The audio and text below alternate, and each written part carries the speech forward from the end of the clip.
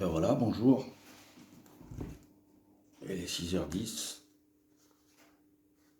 Ce matin, je me fais un petit peu de lecture comme je fais tous les matins. Et je suis pas là, j'ai pas la folie de retenir des versets, des chapitres, des versets. J'essaye de vivre un petit peu de paroles que je lis. Et surtout ce que j'entends, je fais des analyses. Et là, je voulais partager quelque chose sur toujours la plainte. Des plaintes, des plaintes, des plaintes, tout le temps. Tout le monde se plaint.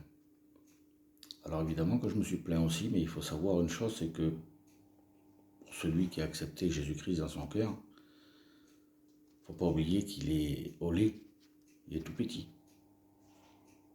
Il arrive un temps où c'est qu'on n'est plus au lait, il faut qu'on marche tout seul et qu'on puisse travailler seul. Certainement sur l'œil vigilant des responsables, des pasteurs, mais il faut savoir marcher seul. Il faut arrêter de se plaindre. Parce que si on passe notre temps, c'est important, très très important, hein. C'est vrai, il y en a marre de toujours écouter les mêmes choses. Je ne suis pas visité, personne n'est venu chez moi. Il faut savoir si c'est un homme qu'on a accepté dans notre cœur ou si c'est Jésus-Christ. Et si c'est Jésus-Christ qu'on a accepté dans notre cœur, c'est lui qui nous donne, c'est lui qui nous nourrit. Moi, quand je lis la parole de Dieu tous les matins, c'est Dieu qui parle à ma vie. Quand je lis les épîtres de Paul, c'est Paul qui parle à ma vie.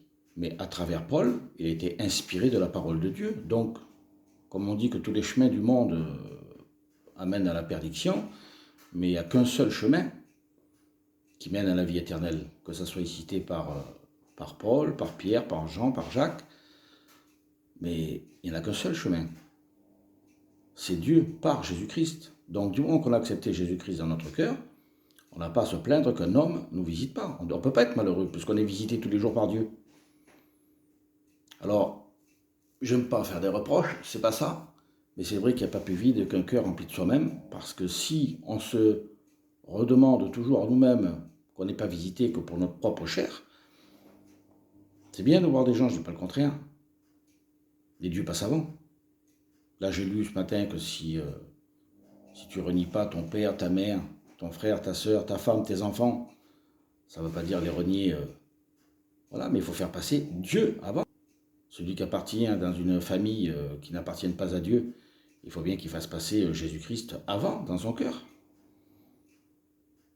Alors quand on est chrétien, qu'on appartient véritablement à Jésus-Christ, on dit qu'on a le Seigneur, le Saint-Esprit aujourd'hui qui nous dirige.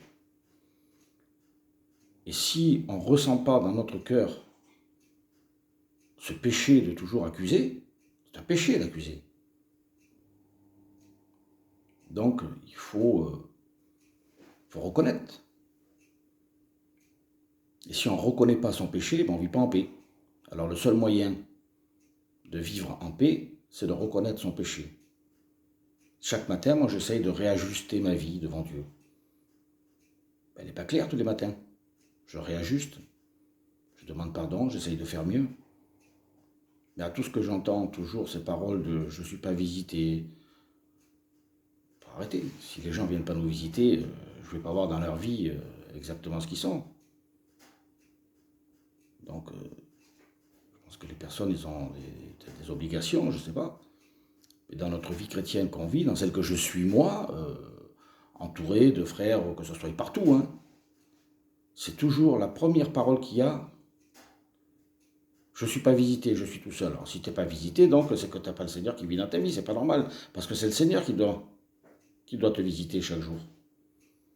Dans la nuit, dans la journée. Il faut lire la parole de Dieu. C'est pas spécialement la lire. C'est que Dieu nous remplit. Il nous remplit quand on voit dans la parole, je lis un petit peu dans Timothée ce matin, ben, il donne bien les conditions à Timothée.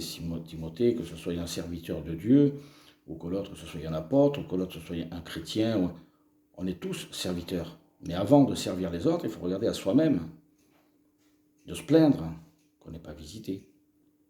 Alors c'était le petit mot de ce matin. Parce que je sais que ce matin, il y a le culte d'adoration, et on ne peut pas adorer Dieu et se plaindre qu'on manque de visite. Alors Dieu est tout-puissant, Dieu est rempli d'amour. Le Seigneur dit, nul ne vient au Père que par moi, donc par Jésus-Christ. Alors j'y suis passé. Je me suis plaint. Et ça, c'était avant. Quand on est au lit, un petit enfant, il a besoin de tenir la main à quelqu'un, c'est normal.